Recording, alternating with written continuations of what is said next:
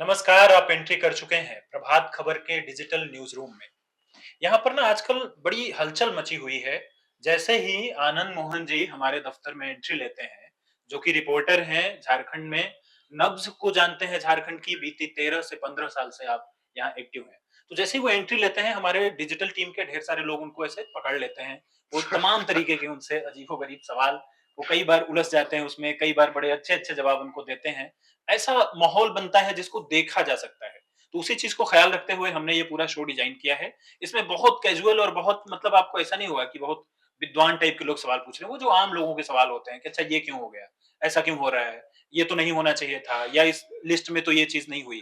इस तरह के ढेर सारे सवाल हमारे डिजिटल न्यूज़ रूम के लोगों के बीच में हैं। बारी-बारी से उनके सवाल लेंगे और उन जवाब देंगे आनंद मोहन जी से।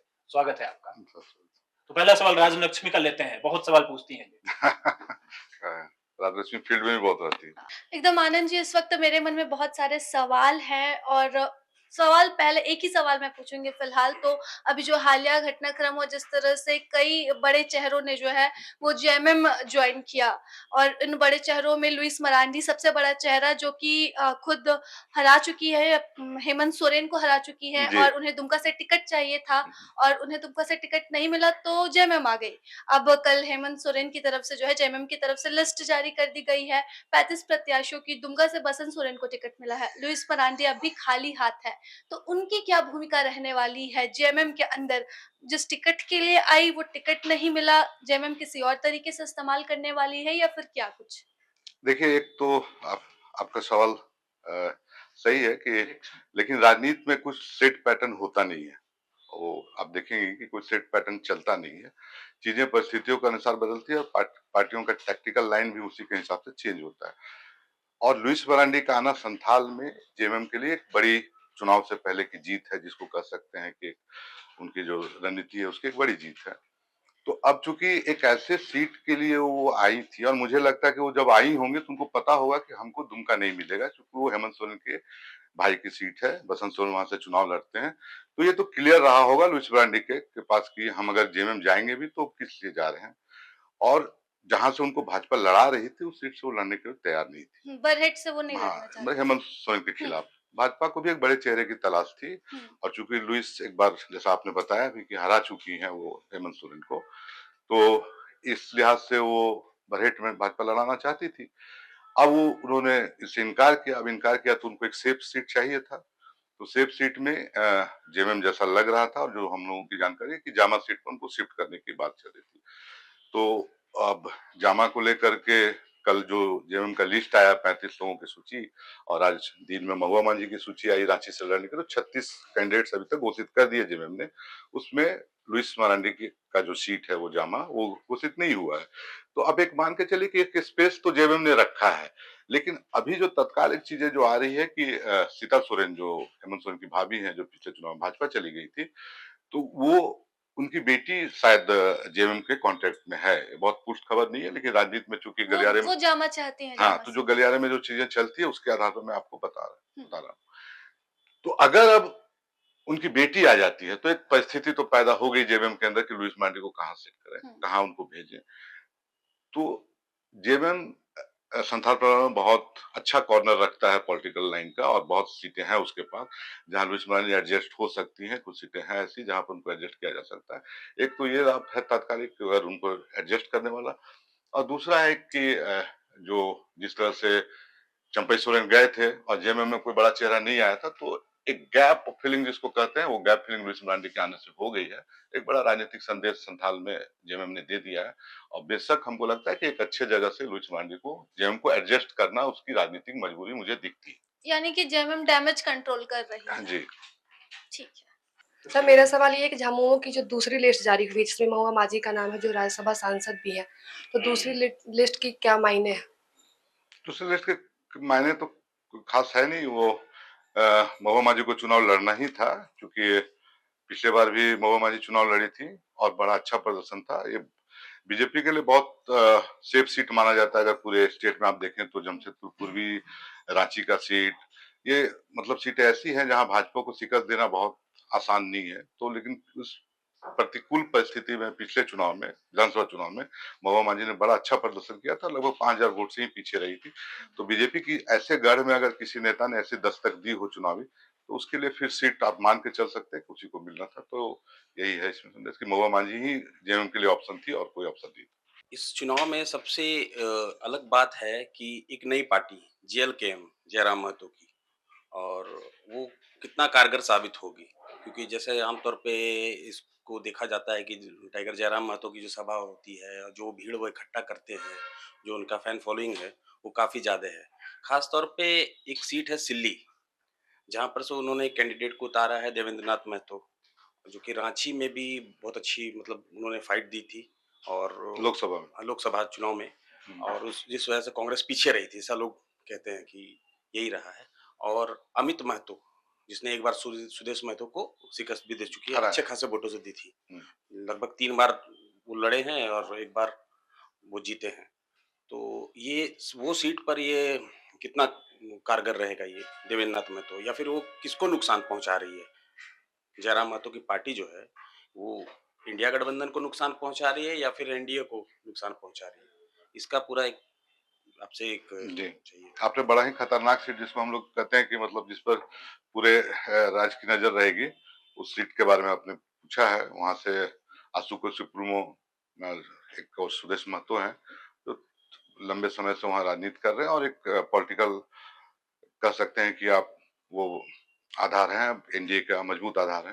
पिछले बार अलायंस नहीं हुआ था तो सरकार में एनडीए नहीं लौट पाई थी। लेकिन अब ये है कि जिस तरह से उनके सीट पर घेराबंदी हुई है और एक ऐसे शख्स उनके सामने है जयराम की पार्टी से जो लोकसभा में बेहतर प्रदर्शन किया था और दूसरी ओर अमित महतो है। तो अब वहाँ एक तो त्रिकोणीय मुकाबला दिखता है मुझे फौरी तौर पर जो भी स्थिति है उसमें त्रिकोणीय मुकाबला है। भाजपा का वहाँ आधार वोट है, जो चूँकि भाजपा के जो वोट हैं वो आजसू के साथ जाते रहे। सुदेश महतो का अपना कामकाज है, लंबे समय से संगठन है आजसू, वो है। अब देवेंद्र महतो को हम उस चुनाव से कंपेयर कर रहे हैं जो लोकसभा का चुनाव है। तो लोकसभा का चुनाव कभी-कभी वो जिस परफॉर्मेंस लेवल पर होता है विधानसभा वाइज़, वो परफॉर्मेंस नहीं होता। इसको मैं एक उदाहरण से आपको समझा रहा हूँ कि 2019 में भाजपा ने 62 विधानसभा की सीटों पर लोकसभा में लीड किया था, 2019 में और 2019 के विधानसभा चुनाव में वही भाजपा 25 सीट पर सिमट गई। तो जो आप लोकसभा में प्रदर्शन कर रहे हो, किस पार्टी के खिलाफ, किस शख्स के स्थानीय मुद्दे क्या हैं, ये सारी चीजें हैं। दूसरा अमित महतो जिसका जिसका आपने नाम जिनका नाम लिया आपने, वो जेएमएम से है प्रत्याशी वहां पर और उस जगह पर अब मुझे जो पिछले 5-6 चुनाव से मैं देखता हूँ, तो इंडिया गठबंधन के पास वहाँ कांग्रेस लगभग जब से सुदेश की एंट्री हुई थी, केशव महतो कमलेश जो 2000 2000 में जब से केशव महतो कमलेश हारे हैं चुनाव दिल्ली से, तब से कांग्रेस का आधार क्षेत्र वो रहा नहीं।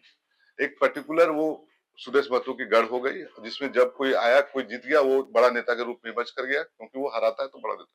तो एक स्वाभाविक तौर पर तो त्रिकोणीय संघर्ष है और जितना आसानी से सुदेश महतो को लगता था कि निकल जाएंगे या निकलेंगे, वो बहुत कोशिश करनी पड़ेगी क्योंकि 3 तरफ से घिरे हुए हैं और वोटों का बंटवारा एक पर्टिकुलर सेक्शन में बहुत तेजी से होगा जिसको जातीय वोट हम कहते हैं, जो खास जाति के वोट हैं, वो उस वोटों में बहुत होगा।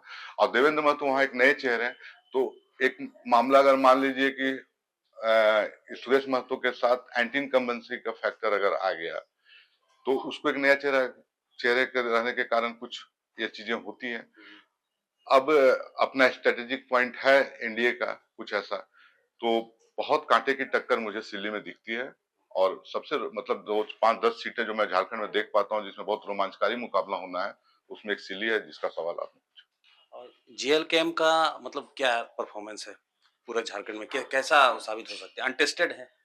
अभी तो क्या बहुत पूर्वानुमान इन चीजों पर लगाना मुश्किल है, लेकिन चूंकि एक जिसको कहे कि एक टॉक ऑफ द जो पॉलिटिक्स है उसमें जयराम महतो तो हैं बेशक, लेकिन उनके प्रदर्शन पर और चीजों के चर्चा पर बहुत और परिणाम पर बड़ा फर्क हो जाता है कभी कोई चुनाव परिणाम पर। तो लेट अस सी क्या होता है, देखते झारखंड के इस चुनाव में कई नए चेहरे और युवा चेहरे भी आए हैं। हैं। जी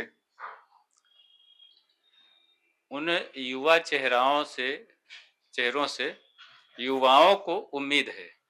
तो ये किस तरह से जो आज की राजनीति है, झारखंड की जो राजनीति है, यह राष्ट्रीय राजनीति से बहुत अलग है। तो इनसे क्या उम्मीद की जा सकती है? और ये जो नए चेहरे हैं, ये किस पृष्ठभूमि से ताल्लुक रखते हैं? इस पर ज़रा-सा प्रकाश डालें। ये बड़ा बड़ा ही व्यापक और इसको बोलते हैं सिद्धांतवादी सवाल है। इसका जवाब मैं दे देता हूँ आपको कि कि ये पार्टियों के घोषणा पत्र में अमूमन दिखता है कि हम रोजगार देंगे, वहाँ को स्किल्ड बनाएंगे, पलायन नहीं होने देंगे, ठीक है। ये हर पार्टियों के घोषणा पत्र में, और आप हाल के दिनों में देखे होंगे कि झारखंड में रोजगार कितना बड़ा मुद्दा बना है। तो बेशक जो पार्टियां हैं वो चाहती हैं कि युवाओं का वोट हम ले, युवाओं को हम कैटर करें, उनके उनके मुद्दों को हम रखें। तो लेकिन उसमें बहुत सारे आप शासन में देखे होंगे, पूरे जो सिस्टम चलता है उसमें बहुत सारी परेशानियां हैं, नीतियों की परेशानियां हैं, नियोजन नीति की परेशानियां हैं, ये सारी परेशानियां। तो उसमें युवाओं को तो बहुत उम्मीद है। आप कहें केवल युवा जो चेहरे हैं नेता के, उससे ही नहीं, जो 81 लोग बैठते हैं जो सबसे उच्च सदन में, जिस जहाँ जो भाग विधाता है, जो तय करता है चीजों को, उससे उम्मीद होती है पूरी होल एंड सम। तो झारखंड के युवा तो सही में 20 साल में उनको बहुत हासिल नहीं हुआ।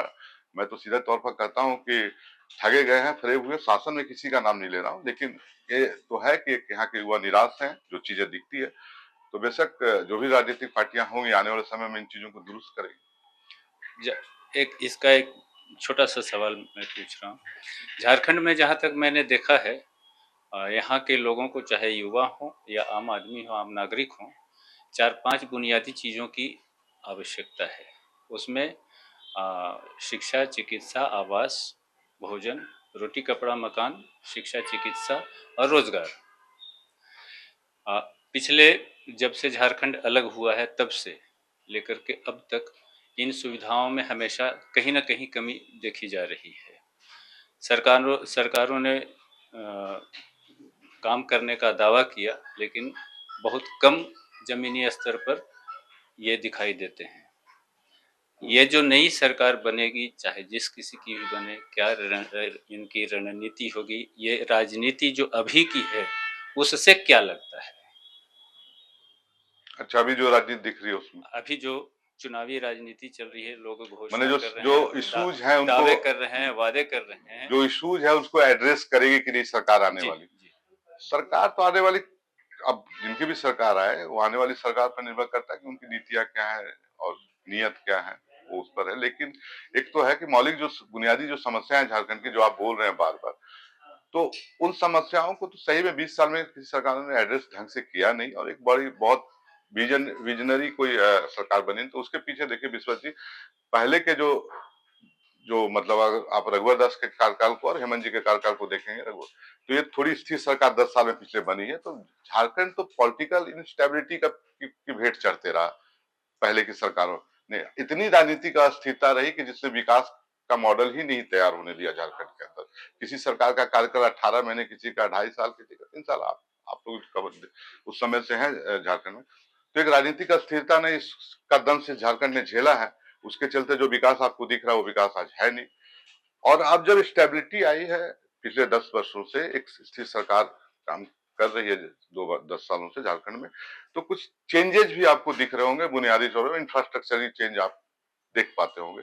सबसे अहम सवाल है कि झारखंड के अंदर जो सबसे बड़ा इशू है वो पलायन का है, जमीन का है, उच्च शिक्षा का है। आप देखिए कि इतने दिन में झारखंड शिक्षा का हब नहीं बन पाया। जितने भी स्टूडेंट्स हैं, आपको आधे से अधिक स्टूडेंट्स आपको या तो साउथ जाते हैं ना, कि बढ़िया इंजीनियरिंग कॉलेज है ना मेडिकल कॉलेज है, वो हम बना नहीं पाए उस स्टैंडर्ड का। तो ये सवाल तो राजनीति के अंदर उठते ही रहते हैं, और इन सवालों को हमको लगता है कि पॉलिटिकल पार्टी को एड्रेस करना चाहिए, और बहुत प्राथमिकता के तौर पर करें। जो आपकी चिंता है, बेशक वो चिंता हर शासन में बैठने वाले सत्ता प्रतिष्ठान को रखनी चाहिए। आनंद जी, मैं आपसे एक सवाल करना चाहती हूँ कि चंपई सोरेन, जिन पर हेमंत सोरेन ने तब विश्वास किया जब वो जेल गए थे, वो चंपई सोरेन अब बीजेपी के साथ है। तो जेएमएम और हेमंत सोरेन को वो कितना बड़ा नुकसान पहुंचाने वाले हैं अच्छा, चुनाव में चुनाव में? हाँ। बड़ा डिफिकल्ट सवाल है। तो हम तो नहीं बता पाएंगे कि कितना नुकसान हो रहा है उनको। लेकिन इतना तो जरूर है कि चंपई सोरेन का जाना जेएमएम से बड़ा सेटबैक था पार्टी के लिए। चूंकि गुरुजी शिबू सोरेन के बाद वो पार्टी के एक स्तंभ थे और उनको उन चीजों से खराब लगा कि भाई हम जब हेमंत जेल से बाहर आए तो उनकी जो सत्ता गई और भाजपा ने जो उनको कमिटमेंट किया वो पूरा कर दिया। रजनीश जी वो कमिटमेंट पूरा हो गया, उनके बेटे को भी टिकट मिल गई, उनको भी टिकट मिल गई, तो भाजपा ने कमिटमेंट पूरा किया। अब जो भाजपा को उन्होंने कमिटमेंट किया वो चंपे को पूरा करना है, मतलब कुल्हान में भाजपा को बताना है कि हम क्या शख्सियत है क्या। हाल के दिनों में जो घटनाक्रम बदली है तेजी से, जो गणेश महली उनके खिलाफ चुनाव लड़ते रहे 20 सालों से, लंबे समय से संघर्ष किया भाजपा के नेता जो चंपे के खिलाफ लड़ते थे, वो अब जेएमएम के पाले में आ गए। कुल्हान में कुछ नेता और शिफ्ट किए हैं चंपे का, तो ये दल बदल हुआ है दोनों तरफ से। और ये चुनाव वाकई में बहुत बड़ा लिटमस टेस्ट है चंपे के लिए। आपका सवाल बड़ा ही वाजिब है। अगर इस झारखंड के अंदर अगर चीजें अगर भाजपा को कहीं से रोकनी है हेमंत सोरेन के विजय रथ को, तो वो कुल्हान का ही रास्ता है और संथाल का ही रास्ता है जहां जेएमएम का गढ़ है। और कुल्हान में नो डाउट चंपई सोरेन के भरोसे ही इनको रोकना है। तो चंपई सोरेन के लिए बहुत बड़ी परीक्षा लेके चुनाव आ रहा है। और जो कुल्हान के 14 सीट हैं उसमें पिछले बार भाजपा का खाता नहीं खुला था, तो भाजपा के लिए भी बहुत आशा भरी निगाहों से भाजपा भी चंपे को देख रही है। जितना जितना ये चुनाव परिणाम देख रहा है उतना ही भाजपा की भी निगाह उन पर है। लेकिन आने वाला वक्त बता पाएगा कितना कूद खिला कर। हाँ आनंद भैया, एक सवाल है हाँ हाँ, कि आपका हम सवाल मजेदार होगा। पूछिए। मजेदार सवाल ये है कि झारखंड में जिस तरह से पिछली बार बीजेपी की बात करें तो गठबंधन में चुनाव नहीं हुआ था, आजसू अलग से चुनाव लड़ी थी, ठीक है। लेकिन इस बार क्या है कि एक साथ सबको मिलकर चुनाव लड़ रहे हैं, आजसू भी साथ में है, जदयू भी साथ में है, लोजपा भी साथ में है। तो हालांकि लोजपा और जदयू की बात करें तो इतना जनाधार यहाँ नहीं है, लेकिन फिर भी जब एकजुटता के साथ चुनाव हो रहा है, बीजेपी साथ में एनडीए के साथ में चुनाव लड़ रही है, तो कितना फायदा लगता है कि बीजेपी को इस चुनाव में मिलने वाला है ये सभी के आने से, जदयू को, लोजपा के और आजसू को साथ में आने से कितना बेनिफिट मिलता है वो नजर आ रहा है एनडीए को। बढ़िया। पिछला जो चुनाव हुआ 2019 वाला विधानसभा झारखंड में, उसमें आजसू भाजपा के साथ नहीं थी। हम लोग जो चुनाव के रिजल्ट का आकलन करते हैं देखते हैं तो 8 से 10 सीटें ऐसी थी जहां क्लोज फाइट था एनडीए और तब के यूपीए में, आज जो इंडिया गठबंधन है, जो 1000 से 5000 के बीच के मार्जिन से भाजपा ने लूज किया। अब ये मान के चला जा रहा है कि वो सीटें आजसू अगर साथ होता, जहां आजसू लड़ा था उस सीटों की बात कर रहा हूं, अगर आजसू साथ होता तो वो फ्रैक्चर्ड नहीं होता वोट बैंक, वो टूटता नहीं, बिखरता नहीं, वो आजसू के साथ आ जाता, हमारे एनडीए के साथ आ जाता। अब साथ में है। सवाल आपका ये, तो देखिए जदयू और लोजपा का, जैसा आपने भी बोला कि कोई जनाधार वैसा है नहीं यहाँ पर। एनडीए ने उस फोल्डर को बड़ा करने के लिए दोनों को साथ ले लिया ताकि बिहार में भी एक मैसेज चला जाए कि भाई हमारे साथ झारखंड में भी लोजपा है। बेशक लोजपा को लेने का और कोई कारण बनता नहीं है, एक व्यापक फलक में मैसेज देना था कि लोजपा को, क्योंकि लोजपा को तो इन लोगों ने अपनी सीट भी दी भाजपा ने और अपने प्रत्याशी भी दिए, तो दोनों चीज लोजपा को उन्होंने किया और खाली नाम है लोजपा का उनका और चुनाव सिंबल रहेगा लोजपा का। जदयू के भी 2 सीटें, उसमें उस सारा श्रेय मतलब कहिए कोशिश, जब इस रास्ते से सरजू राय नहीं पहुंच सके एनडीए में भाजपा में, तो उन्होंने एक दूसरी खिड़की खोल ली जदयू वाली, तो जदयू से एंट्री कर गए वो और जदयू की खिड़की से वो एनडीए में आ गए पश्चिमी से। तो वो एक जदयू के लिए भाजपा की मजबूरी हो गई कि जदयू को करना, क्योंकि नीतीश उसके लिए थे पैरवीकार। एक सीट राजा पीटर का, राजा पीटर को बहुत पहले बाबूलाल जी ने पार्टी में ज्वाइन कराया था और राजा पीटर एक ऐसे नेता है जिन्होंने शिबू सोरेन को उसी तमाड़ में हराया था। तो जब शिबू सोरेन जैसी शख्सियत को हराने वाला नेता हो तो उसका एक अपना ऐसा ही प्रभाव बन जाता है। तो 2 सीटें जदयू को चलेगी। अब आप बोल रहे हैं कि परिणाम तो वाकई में इंडिया गठबंधन के लिए पिछले बार के यूपीए से थोड़ा टफ सिचुएशन है, इसलिए क्या कि अब वोट पोलराइज हुआ है। गठबंधन के जब दल आए हैं तो जिनका जो भी 10,000, 12,000, 15,000, 25,000 जिसका जो जनाधार है, वहां का जो स्टेक है वो अब बिखारने वाला नहीं है। तो अब नेक टू नेक फाइट है, मतलब अब गठबंधन में फाइट है। पहले 3 पार्टियों में मान लीजिए कहीं आजसू था, भाजपा थी और वहां पर यूपीए यूनाइटेड था, तो वोट एनडीए के बिखरे थे। तो इस बार जो है वो सीधे सीधे का 2 पोलर फाइट है। किन्हीं जगहों पर जयराम वगैरह जैसे लोग हैं, छोटी पार्टियां हैं, लेकिन 2 पोलर फोर्ट है। तो उसी तरह इंडिया गठबंधन ने भी अपने फोल्डर को थोड़ा बड़ा किया माले को लेकर के। जैसे पिछले बार जहां जहां माले चुनाव लड़ा उस जगह पर इंडिया गठबंधन के भी उम्मीदवार थे, एक अंडरस्टैंडिंग थी चुनाव से पहले, लेकिन वो वहां पर तो थे। अब इनका भी फोल्डर बढ़ा है एक माले के आने से और इनका ही बढ़ गया भाजपा जदयू और लोजपा के आने से। आसू इनका एक पार्टनर पहले से भी है, पिछला चुनाव नहीं लड़ा। तो फाइट इस गठबंधन के नजरिए से देखेंगे तो बहुत ही कठिन और तगड़ा है। अब उसका परिणाम फिर वो संख्या इसी में में एक और सवाल है, इसी बता में एक बताओ। और सवाल है कि पिछला जो चुनाव हुआ था उसमें बाबूलाल मरांडी अलग पार्टी बनाकर वो चुनाव लड़े थे और एकदम जहां भी वो कैंपेनिंग में शामिल हुए थे एकदम से बीजेपी के खिलाफ में जबरदस्त उनका प्रचार रहा था और बहुत जगह हम भी गए थे प्रचार में उनका शामिल, जिस तरह से वो अपना भाषण दे रहे थे तो बड़ा एकदम एग्रेशन में बीजेपी के लिए, बीजेपी के खिलाफ। लेकिन अब चूंकि वो बीजेपी के साथ में है और बीजेपी के प्रदेश अध्यक्ष हैं, तो अब क्या लगता है कि इसका बेनिफिट भी मिलेगा क्या बीजेपी को या फिर एनडीए को? बाबूलाल मरांडी चूंकि बड़ा नेता है और पहले मुख्यमंत्री हमारे देश राज्य के रह चुके हैं, तो इसका कितना बेनिफिट मिलेगा? देखिए, बाबूलाल मरांडी तो बड़े शख्सियत वाले नेता हैं झारखंड में, इसमें कोई कहीं से कुछ शक नहीं है। बाबूलाल मरांडी मतलब एक ऐसे नेता हैं जिनका मतलब पूरे झारखंड के माने आप संथाल का लें, उठी छोटा नागपुर का लें, तो उन्होंने हर जगह चुनाव लड़ा और टेस्टेड नेता है। उनकी उनकी पूरी करियर मान लीजिए जैसे दुमका जगह जगह से शुरू हुई, जहां से वो शिबू सोरेन को हरा करके आए और हराने के बाद वो भारतीय राजनीति के फलक पर आ गए, केंद्रीय मंत्री तक बने।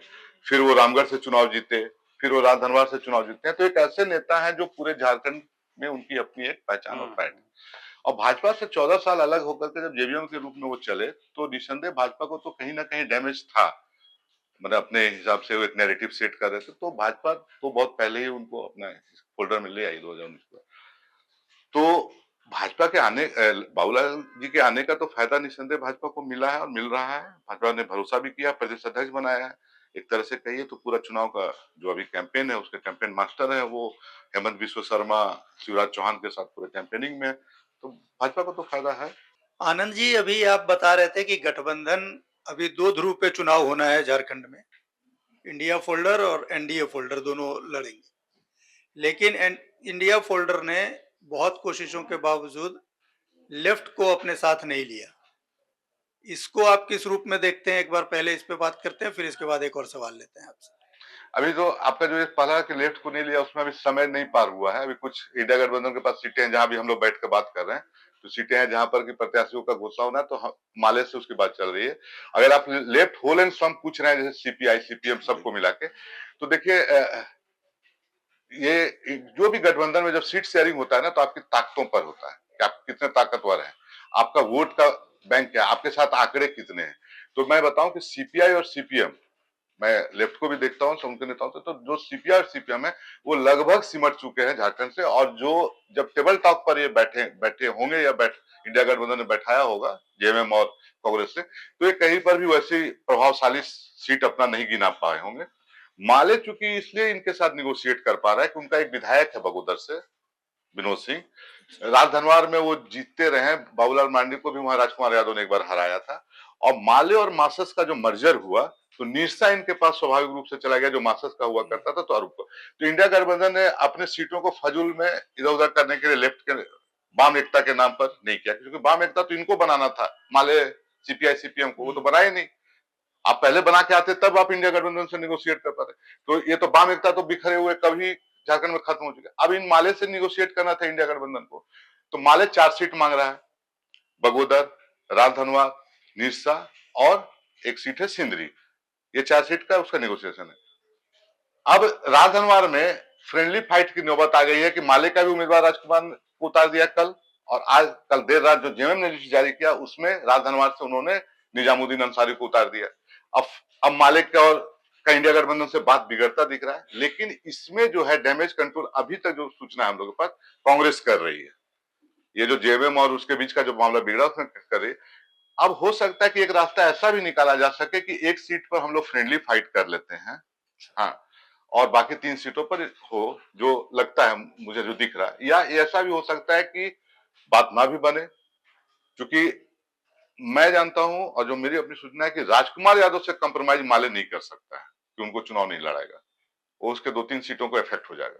तो वो कंप्रोमाइज के मूड में माले नहीं है, तो वो हर हाल में मारेगा। अब कंप्रोमाइज करना है जेएमएम को, अगर जेएमएम नहीं करता है कंप्रोमाइज या एक समझौता की स्थिति नहीं बन पाती है तो फ्रेंडली फाइट हो जाएगा।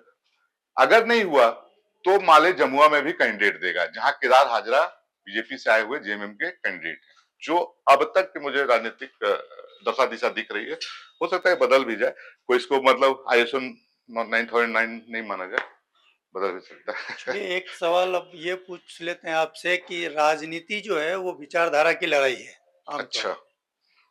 किसी व्यक्ति विशेष की व्यक्ति से लड़ाई नहीं होती है, हम्म, एक विचारधारा की दूसरे विचारधारा से लड़ाई होती है। हम्म, लेकिन जब झारखंड में चुनाव आते हैं तो अधिकतर नेता हैं, बड़ी संख्या में ऐसे नेता हैं जिनकी विचारधारा जो है कुछ क्षण में बदल जाती है। कि वो अगर लुइस मरांडी को बीजेपी ने टिकट नहीं दिया तो जेएमएम की विचारधारा उनके लिए पुरानी नहीं रह जाती है।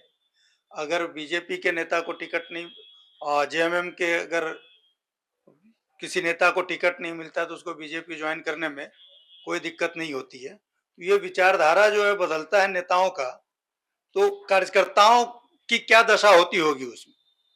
अच्छा। कार्यकर्ता तो जहाँ होता है वहां रहता है। कुछ कार्यकर्ता ऐसे होते हैं जो नेताओं के साथ शिफ्ट करते हैं, वो एक अलग मामला है। लेकिन राजनीति की आवो हवा और आंधी में ना, मुझे नहीं लगता कि ये केवल झारखंड की बात नहीं है, देश भर की बात है कि राजनीति की जो आंधी आती है उसमें विचारधारा कब उड़ करके कहाँ चली जाती है ना, वो पता नहीं होता। जितना होता है जंग, जितना होता है सीट, जितना होता है अपनी राजनीतिक कुर्सी सुरक्षित रखने की, तो हमको नहीं लगता कि अब ये कोई वाइटल सवाल है कि कोई विचारधारा। अब तो खाली आंकड़े है ना, सत्ता तो आंकड़ों का खेल है, तो उसके लिए जो कर लीजिए आप। नहीं, कार्यकर्ता तो साल भर 5 साल जमीन पे रहता है एक विचारधारा के साथ, और आखिरी क्षण में आप पाला बदल लेते हैं, चुनाव लड़ते हैं किसी और पार्टी के सिंबल पे। उस समय क्या मुंह दिखाएगा वो कार्यकर्ता जनता के बीच में जाके कि भाई कल तक हम बीजेपी का झंडा ढो रहे थे, आज हम झामुमो का झंडा ढोएंगे, कल हम लेफ्ट का झंडा ढोएंगे, परसों कांग्रेस का झंडा ढोएंगे। क्या स्थिति बनेगी उस कार्यकर्ता की? जनता की भी बड़ी जो कार्यकर्ता है उसकी भी बहुत बड़ी जमात जो है ना, वो नेताओं के साथ शिफ्ट नहीं होती। जो कार्यकर्ता अगर हार्डकोर है तो रहता है। जैसे देखिएगा कि वो जल्दी चीजों को बदलता नहीं। एक नेताओं की अपनी पूरी अपनी जो जमात टोली टीम होती है वो जाता है। और एक तो स्थानीय स्तर पर भी देखिए, विधानसभा के चुनाव में थोड़ा मिसलेस ये है ना कि विधानसभा के का जो पूरा जो समीकरण होता है वो एक स्थानीय लीडरशिप का बड़ा कंट्रोल होता है उसमें। मतलब अगर कोई विधानसभा है तो उसमें पर्टिकुलर उस नेता की अपनी एक बड़ी जमीनी पकड़ होती है। इसके लिए पार्टियों को झुकना पड़ता है या पार्टियों के पास हो जाते हैं। मामला वही है कि उसमें बहुत ज्यादा इश्यूज विचारधारा का नहीं, और कार्यकर्ता भी ऑकवर्ड नहीं होता। बड़ा सेट राजनीति हो गया है। तो आपने देखे सवालों के बौछार, किस तरह से सवाल गोलियों में भर करके दागे जा रहे हैं बारी बारी से। आनंद जी आप आते रहिएगा, मेरी उम्मीद ये है, घबराना नहीं है। नहीं घबरा नहीं रहे, सवाल बहुत मजेदार थे, बहुत तो मजेदार। अभी ढेर सारे सवाल इसी तरीके से हम लेकर के आते रहेंगे, और आपके जहन में भी अगर कोई सवाल है तो इस कार्यक्रम के जरिए आप पूछ सकते हैं कमेंट बॉक्स में डाल करके। और ये जो प्रभात खबर वेबसाइट आप देख रहे हैं, यहाँ पे पल पल की कवरेज, हर एक छोटी बड़ी अपडेट आपको प्रभात खबर की वेबसाइट पर दिखाई देगी, यूट्यूब चैनल पर दिखाई देगी। बने रहिए हमारे साथ।